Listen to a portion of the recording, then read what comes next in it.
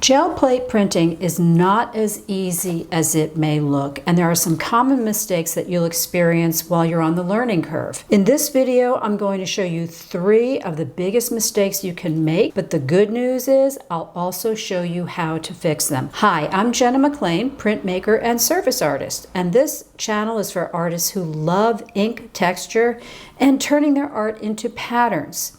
Okay, let's get to the mistakes, which all involve the paint you use on the gel plate.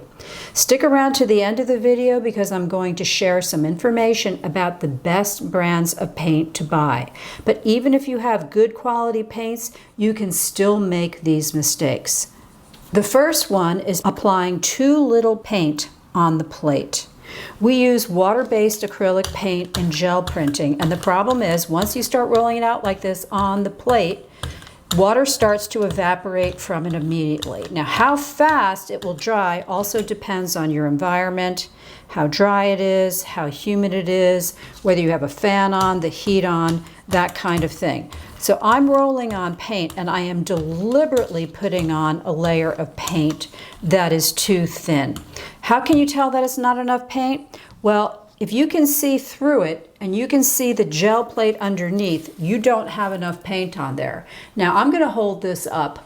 You can see my hand through this. This looks kind of like a piece of colored glass, like stained glass, because the layer of paint is so thin. Your paint layer should not be this thin. Now this is an issue because in gel plate printing, we often want to press something like things from nature or stamps or stencils into the paint and lift them away and create an impression. If this paint dries too quickly, you're not going to be able to get an impression when you try to press these things onto the plate. Now, to demonstrate what I mean, this is already dry. If I take this starfish and I try to press in here and get an impression, I barely get one. There's really not much of an impression there. The same thing with this stamp. You push it on there, it's dry, you're not going to get anything. The other issue is that if you take a piece of paper and press it on here and try to lift up this paint layer, this red layer, you get nothing. It won't even lift up. So what is the workaround for this? There is one. If you see that your paint layer is too thin, one of the things that you can do is just add more paint on top of it. And the moisture in this layer that I'm laying down should hopefully loosen up the layer on the bottom. That moisture is going to transfer.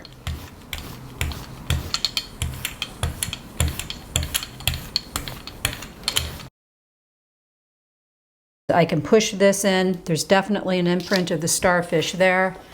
If I put this on here and press, I can lift this up and the paint comes onto the paper. So if your layer of paint is too thin, just add more paint. That usually does the trick.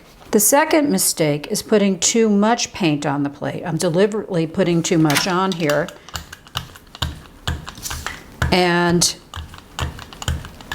this is not a good situation.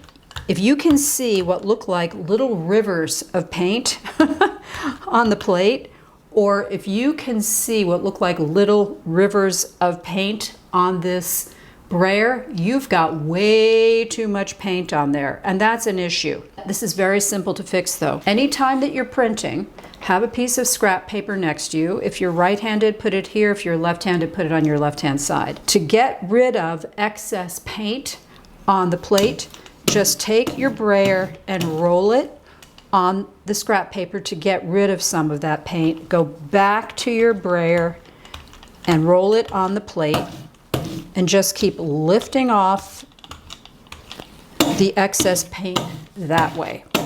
So it's a pretty simple fix. Now, one of the reasons why you have to make sure that you don't have too much paint on the plate is depending on what you're putting on here, you're going to lose detail. If you have gobs and gobs of paint sitting on here and you take a stamp like this and press it down, you may get an impression. But I also work with these clear stamps, and this is what they look like. They have a lot of detail on the bottom of them, and just a lot of fine detail. If you have too much paint on your plate and you push this down on the plate, it's just going to be swimming in paint. You're not going to get that much detail. And furthermore, yeah, this is just a mess. It just slid around in the paint. There's too much paint on there. Your items can start to slide around and you're just going to get a messy look. This is a print that I made with these stamps here. And I deliberately had to make sure that I didn't have too much paint on the plate. Otherwise, I would not have gotten some of these finer details that you can see on this print. So I'm going to roll this out until I think I have the right amount of paint on the plate. I feel like it's that way now. I cannot see the plate through the paint. It doesn't look like a piece of stained glass. And when I hold it up, you can kind of see my hand, but it's not as obvious as it was when I put the red paint on the other plate. So this is something that takes practice. Keep at it, and within a short amount of time, you'll know that you have the right amount of paint on the plate. I made these mistakes like crazy when I started, and I just had to keep practicing until I knew how much paint I needed to put on there. Okay, let's talk about the third mistake that you can make with paints. When you're inking up your plate, it's often fun to put a mix of paint colors on the plate. Here are some dried up daffodils that I printed, and you can see I used green. I put some yellow here and some pink paint here. There's a mix of paints here, pale blue, lilac, pink, white. I mixed these paints together. It adds a lot of interest to your print when you roll out quite a few different colors of paint. Here I used yellows and various shades of blue that I have for this particular print. So you can definitely start putting blobs of different colored paint on your plate and start to mix them. However, if you don't do it right, you can create something that we call in the gel printing field as mud. Let me explain what I'm talking about. So here I have some red paint, I've got some yellow, and I'm going to roll these out.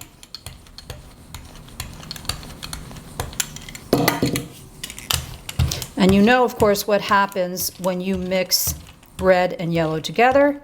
What do you get? You get orange, right? So I'm going to put some more paint on here.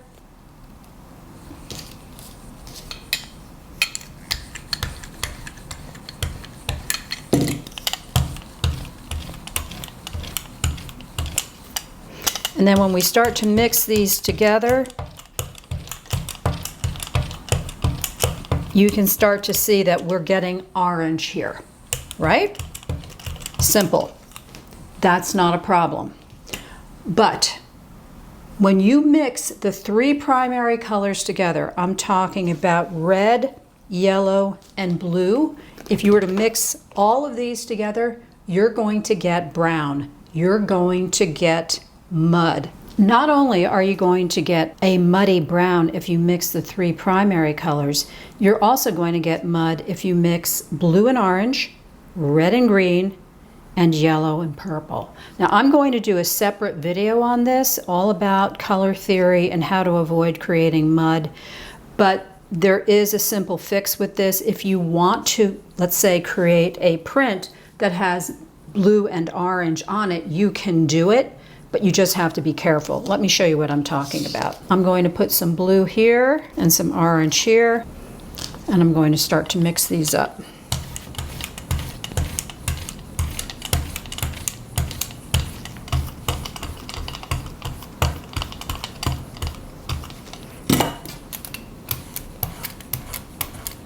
I'm going to start to go over the blue with the orange.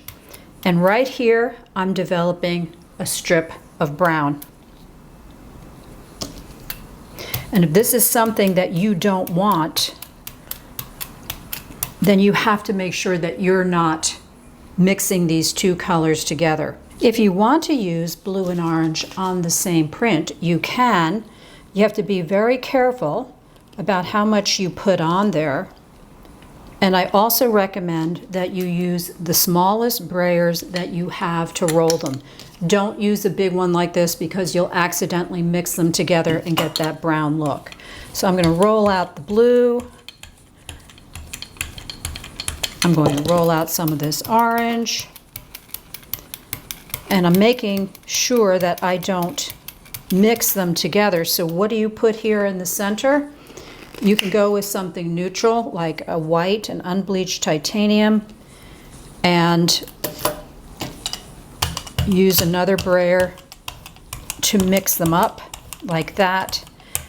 And then you can create your print that way. So I'm going to create a separate video altogether on how to avoid creating mud when you're gel printing. You don't have to mix these colors to get brown. You can buy all sorts of shades of brown and burnt sienna that are absolutely gorgeous.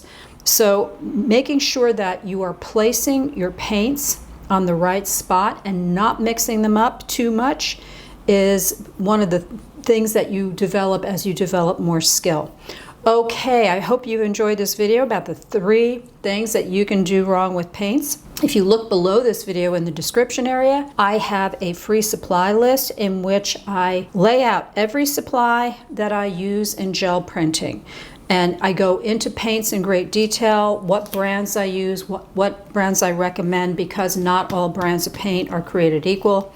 And there are links to all of these supplies in the supply list. So check that out. It's in the description below.